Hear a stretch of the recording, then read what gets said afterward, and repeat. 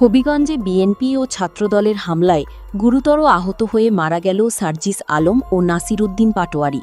ইন্না লিল্লাহ।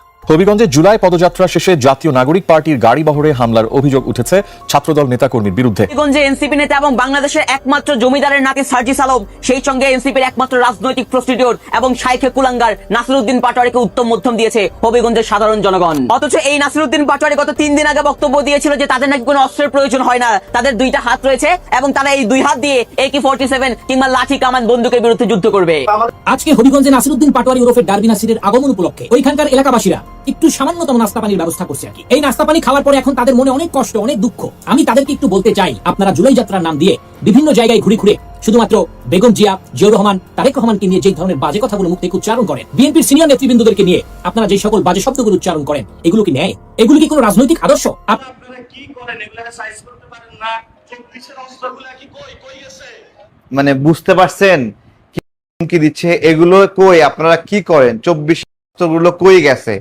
মানে সরাসরি রাশির হুমকি দিচ্ছে। আসসালামু আলাইকুম প্রিয় দর্শক, এবার হবিগঞ্জে ভয়ঙ্কর অ্যাকশনে নেমেছে সেই ছাত্রলীগ এবং ছাত্রদল এবং বিএনপির নেতাকর্মীরা। এনসিপি নেতাকর্মীদেরকে একেবারেই নিঃশ্বাস করে দিচ্ছে, সেখানে দাঁড়াতেই পারছে না। পুলিশ প্রশাসনও সেখানে তাদেরকে নিরাপত্তা দিতে পারছে না। তাদের বিরুদ্ধে মামলা করতে গেলেও পুলিশ ভয়ে মামলা পর্যন্ত নিচ্ছে না। এনসিপি নেতাকর্মীদের ভয়াবহ অবস্থার শিকার হয়েছেন সেখানে সার্জিদ আলম, হাসনাত আবদুল্লাহ এবং নাসির উদ্দিন পাটোয়ারির কি অবস্থা, সর্বশেষ সকল বিষয়গুলো আপনাদের মাঝে তুলে ধরবো। অবশ্যই না টেনে লাইক করে এই ভিডিওটি শেষ পর্যন্ত দেখতে থাকুন। বেশ কয়েকটি গাড়ি, এতে প্রায় 20 জন আহত হন। হামলার মুখে সার্জিস আলম সোনালী ব্যাংক কার্যালয়ে আশ্রয় নেন। প্রায় 1 ঘন্টা সেখানে তাকে অবরুদ্ধ করে রাখেন ছাত্রদল নেতাকর্মীরা। পরে পুলিশ গিয়ে সার্জিস আলমকে উদ্ধার করে সার্কিট হাউসে নিয়ে যায়। নাসির উদ্দিন পাটোয়ারি দ্রুতই ঘটনাস্থল ত্যাগ করে ঢাকার উদ্দেশ্যে রওনা করেন। হামলায় অনেকেই আহত হয়েছেন এবং কয়েকজন গুরুতর জখম হয়েছে বলে অভিযোগ করেন সার্জিস আলম। ছাত্রদল, যুবদল, বিএনপির যারা সন্ত্রাসী তারা কিভাবে আক্রমণ করছে আমাদের মিডিয়ার গাড়িকে, নাসির উদ্দিন পাটোয়ারির গাড়ি ভেঙে চুরে শেষ করে দিচ্ছে, ভিতরে পায় নাই।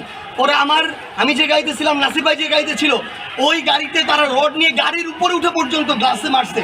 তবে এই ঘটনায় ছাত্র দলের জড়িত থাকার বিষয়টি অস্বীকার করেন হবিগঞ্জ ছাত্রদল সভাপতি। উস্কানিমূলক ঘটনার বক্তব্যের প্রেক্ষিতে ছাত্র জনতাই তাদের জবাব দিয়েছে। এটার সাথে আমাদের বাংলাদেশ জাতীয়তাবাদী ছাত্রদল সহ কোনো অঙ্গ সংগঠন জড়িত নয়। হামলার সঙ্গে জড়িত ব্যক্তি, তাদের মদতদাতা এবং দায়িত্ব পালনে ব্যর্থ সংশ্লিষ্টদের দ্রুতই আইনের আওতায় এনে জবাবদিহির মুখোমুখি করার দাবি জানিয়েছেন এনসিপির নেতারা।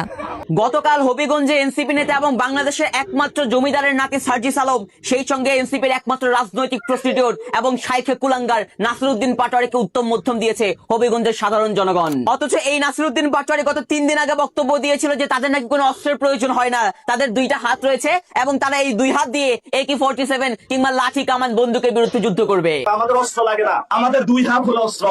ওরা ট্যাঙ্ক, কামান, গুলি, AK-47 সব দিয়ে আসুক, আর আমরা এখানে যারা আছি, আমরা বাংলাদেশের নামে দেখবো কার শক্তি কতটুকু। কিন্তু মজার ব্যাপার হচ্ছে, আজকে হবিগঞ্জে এনসিপির নেতাকর্মীদের উপর হামলা চালানোর পর জমিদারের নাতি সার্জিস আলম দাঁড়ায় মার খাইছে ঠিকই, কিন্তু তাদের যে রাজনৈতিক প্রতিটা, রাজনৈতিক প্রস্টিটিউট এবং শাইখে কুলাঙ্গার নাসির উদ্দিন পাটোয়ারি, তাকে কোনো জায়গায় খুঁজে পাওয়া যায় নাই। সে তার 2 হাতের এই অস্ত্র নিয়ে দৌড়াইয়া পালাইছে। এদিকে বাংলাদেশের একমাত্র জমিদারের নাতি সার্জিস আলমকে তার নিজস্ব থিওরির উপর ভিত্তি করে মানুষ গতকালকে উত্তম মধ্যম দিছিল। এই সার্জিস আলমে গত কয়েকদিন আগে তারেক রহমানকে উদ্দেশ্য করে বক্তব্য দিছিল যে আপনি কার ছেলে কার নাতি সেটা গণার সময় নাই। আপনি কার ছেলে, আপনার বাবা কি ছিল, আপনার ব্যাকগ্রাউন্ড কি, এসব দেখার সময় আমাদের হাতে নাই। আজকে জনগণ একই কাজ করছে, সার্জিস আলম কার ছেলে কিংবা কোন জমিদারের নাতি সেইটা জনগণের গণার সময় নাই। জনগণ যখন গোয়ামারা দিছে তখন সার্জিস কোনো নাম কোনো জমিদারের নাতিরে গণে নাই, সামনে যেটা আসছে সেটারে ধইরা বতাসেইসা দিছে। এই সার্জিস আলম গত 2 বছর আগে 2024 সালের 3 অগাস্ট অর্থাৎ শেখ হাসিনার পতনের ঠিক 2 দিন আগে সে এবং তাদের দলের আরেক নেতা হাসনাত আবদুল্লাহ তারা সিগনেচার করছিল যে তারা শেখ হাসিনার ক্ষমতাকে দীর্ঘায়িত করার সর্বোচ্চ চেষ্টা চালাবে। অথচ সেই হাসনাত আবদুল্লাহ এবং সেই সার্জিস আলম আজকে নিজেদেরকে জুলাইয়ের বিপ্লবী নায়ক হিসেবে রিপ্রেজেন্ট করে দেশ জুড়ে জুলাই বিপ্লব, জুলাই পদযাত্রা চালাচ্ছে। কিন্তু দুঃখজনক ব্যাপার হচ্ছে, সেই ইতিহাসকে খুব বেশি দিন ধামাচাপা দিয়ে রাখা যায় নাই। মানুষ এখন ঠিকই জেনে গেছে 2024 সালের 3 আগস্ট কি ঘটছে এবং সেটা জানার ফলশ্রুতিতে আজকে যখন তারা হবিগঞ্জে গেছে, হবিগঞ্জের মানুষজন সার্জিস আলমের ডানা ধরে কিভাবে টান দিছে জানেন? ওই যে ছবিটার মধ্যে দেখেন সার্জিস আলমের ডানা ধরে মানুষ কিভাবে টান মারছে। একই সঙ্গে আজকে হবিগঞ্জে গিয়ে হবিগঞ্জের মানুষের হাতে বদাচাচা খাওয়ার পর সার্জিস আলম একজন অভিনেতাকে দাঁড় করিয়ে একটি ভিডিও বার্তা মানুষের সামনে প্রকাশ করেছে। সেই ভিডিওতে সার্জিস আলম এই অভিনেতাকে তাদের দলীয় সেক্রেটারি হিসেবে পরিচয় করিয়ে দিয়েছে এবং ভিডিও শুরুর মাত্র 6 সেকেন্ডের মাথায় এই অভিনেতা আমাদের সেই এলাকার এমপি কে বলছে চোর, অর্থাৎ তার শরীরে যথেষ্ট পরিমাণ শক্তি আছে, সে বুঝতেছে, তার জ্ঞান আছে যে কে চোর আর কে ডাকাত। আপনারা ভিডিওটা দেখেন। সব ওই জিকে গৌসের ছাত্রদল যুবদলের সন্ত্রাসী বাহিনী সব নিয়ে গেছে এবং এখন সব থেকে মজার ব্যাপার হচ্ছে এই লোক বিএনপি এমপি কে চোর বলার ঠিক 30 সেকেন্ড পর যখন সার্জিস আলম দেখাচ্ছিল যে এই লোকের কনুইর মধ্যে বাড়ি দিছে, মাথার মধ্যে রড দিয়ে বাড়ি দিছে, তারপর এই লোকের কি রিয়াকশন সেটা আপনারা নিজেরা একটু দেখে আসেন।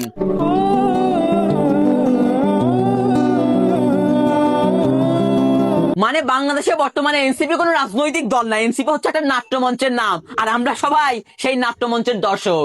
এবং সেই নাট্যমঞ্চে অভিনয় করার জন্য মাঝে মাঝে আসে এনসিপির আহ্বায়ক গোপাল ভাঁড় নাহিদ ইসলাম, মাঝে মাঝে আসে জমিদারের নাতি সার্জিস আলম, আবার মাঝে মাঝে আসে তাদের জোটের সর্বপ্রধান নেতা লুচ্চা শফিকুর রহমান, লুচ্চা শফিক এবং তার সন্তানেরা, আবার প্রায় সময় তাদের সর্বোচ্চ বড় যে কুলাঙ্গার বাংলাদেশের একমাত্র রাজনৈতিক পতিতা পলিটিক্যাল প্রস্টিটিউট নাসিরউদ্দিন পাটোয়ারিও পারফর্ম করে। পরিশেষে আমি এনসিপি এবং জামায়াত জোটের উদ্দেশ্য করে একটা কথাই বলবো যে গতকালকে হবিগঞ্জে যে ঘটনা ঘটছে এটা কোনো রাজনৈতিক মাইন্ডপিট ছিল না, এটি ছিল সম্পূর্ণরূপে মানুষের একটি পাবলিক রিয়াকশন। কেননা আপনাদের দলের সর্বোচ্চ কুলাঙ্গার এবং রাজনৈতিক প্রস্টিটিউট নাসিরউদ্দিন পাটোয়ারি, সেই সঙ্গে জমিদারের নাতি সার্জিস আলম, আপনাদের কালাপাড়া হাসনাত আব্দুল্লাহ, সেই সঙ্গে গোপাল ভাঁড় নাহিদ ইসলাম, এরা দিনের পর দিন যেভাবে বিএনপির বিরুদ্ধে নোংরামি করছে, সেই নোংরামির ফলশ্রুতিতে বিএনপির নেতাকর্মীরা এই ধরনের একটি পাবলিক রিয়াকশন দেখাবে, এটা অত্যন্ত স্বাভাবিক একটি ঘটনা। পরিশেষে আমি এনসিপির সকল নেতৃত্ববৃন্দুর উদ্দেশ্য করে একটা কথাই বলবো, আপনারা গতকালকের এই ঘটনাকে যদি ভিন্ন খাতে রূপান্তর করার চেষ্টা করেন তাহলে একটা কথা স্পষ্ট ভাষায় মাথায় রাখেন, গতকালকে হবিগঞ্জের মাটিতে শুধুমাত্র সার্জিস আলমের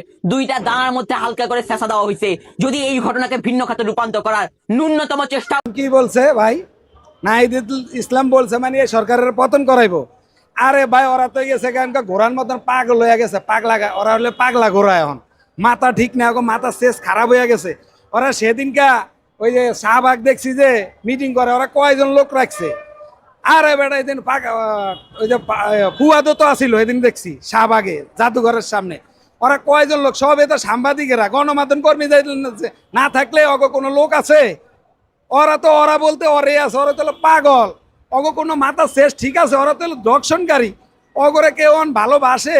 আরে ভাই বাংলাদেশের যত বর্তমানে অটোওয়ালা রিক্সাওয়ালা যত সিএনজিওয়ালা যা আছে, ওরা তো আগে তো অগ জুলাই এলাকা পিছনে আসিল, অগর সাথে আন্দোলন করছে। আরে বেটা তোগো বাসা আছে রে, তোরা তো দেশটারে ধ্বংস করছস, তোগরে অনকা মানুষের ভালো মতো জিজ্ঞা, তোরা তো অনকা মাথা শেষ খারাপ হয়ে গেছে গা, তোগো ওনার বেল নাই, তোগো ওইসব কথাবার্তা তোরা কইস নাই দেশে, তোগরে আন দেশের মানুষ বরকট। তোরা 1971 সালে যে সময় মা বোনের ইজ্জত নিছে তোরা এখনো করতেছস, তোরা হাজার হাজার কোটি টাকা কামাই লইছস, এখন কি তোগো কি ওনার হেই ইয়া আছে? তোগরও তো দেশের মানুষ পাইলে খালি অন মারবো খালি, তোগো ওনার ওসব কথা চলে? আজকে দেশের অটো রিক্সা অটো সিএনজিওয়ালা যত যা মানুষ আছে এখন বর্তমানে মনে করস তোগো খাচ্ছ, তোগো স্বভাব চরিত্র কারণে আজকে এখন আবার জননেত্রী শেখ হাসিনার আনবার কইতাছে, কি লেগে? তোগো স্বভাবের কারণে তোরা দেশটারে ধ্বংস করছ। আজকে দেখ দেশে কোনো গ্যাস নাই, দেখ কোনো বাসা বাড়িতে গ্যাস নাই, পাম্পে কোনো গ্যাস নাই, গাড়ির serial 2 mile 3 mile 2 mile 3 mile লয়া, ঠিক আছে? আজকে তোগো কারণে এ পরিণতি। তোরা এখন টাকা টুকা কামাইছস, এখন আবার বলতাছ এখন যেভাবে চলতেছে ঠিক আছে, যদি যে সময় শেখ হাসিনা ওই সময়টা ওই সময় দেখা যাবো। আরে বেটা তোরা এখন একজন সরকারের তোরে তো লগে রে, তোরা আবার এখন কসকা বলো ওই সরকার নামাবি, এখন কি ভাগা কি তোকে কমিয়া গেছে গা, ভাগবারটাতে কমিয়া গেছে, এখন কি ভাগে মিলে না তোকে? তোরা তো সবে তো এক, তোরা আবার মানুষের সামনে মিডিয়ার সামনে কস আমরা এই সরকারের পতন করাবো, তোরা কই থেকে পতন করাবি বেটা? এখন কি ভাগে কম মিলছে? তো করে ওনার এই দেশের মানুষ চাই না, তোরা তাড়াতাড়ি আগে বিদেশের টিকিট কাট, তখন টিকিট কাটার সময় তোকে ওনার এই দেশের সময় নাই গা তোকে থাকার। ভালো থাকে। নাহিদ ইসলাম কেন কথা বলল, আর গণঅভ্যুত্থান কি তারা করতে পারবে? নাহিদ ইসলাম এখন ভয়ে বলতাছে, এখন বলতাছে ভয়ে, এখন কোন দিক দিয়ে পলাইবো, খালি ইন্দুরের মতন ইন্দুরের গাড়া খুঁজতেছে।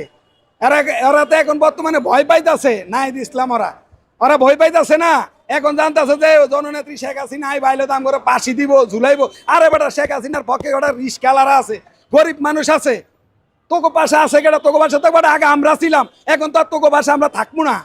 কি লেগে তোরা আমাকে ধ্বংস করছ? কি বেটা পাশা গেছে আমার অটো রিস্কাটা তালা কি তোরা বেচা খাইছ? ওই শ্যামপুর থানা লুটপাট করে, ডাম্পিং লুটপাট করে আমি 1.5 লক্ষ টাকা দিয়ে কিস্তি উঠে একটা অটো কিনছি মিশুক। আমার গাড়িটা তালা কি তোরা বেচা খাইছস? এই জুলাই সন্ত্রাসীরা আজকে তোকে আবার তোকে ভাষা আমরা যামু রে?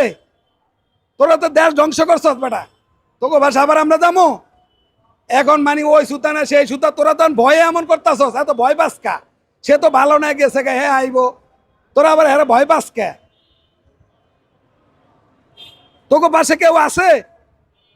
বাটপারি সিটারি করতেছস বেটা।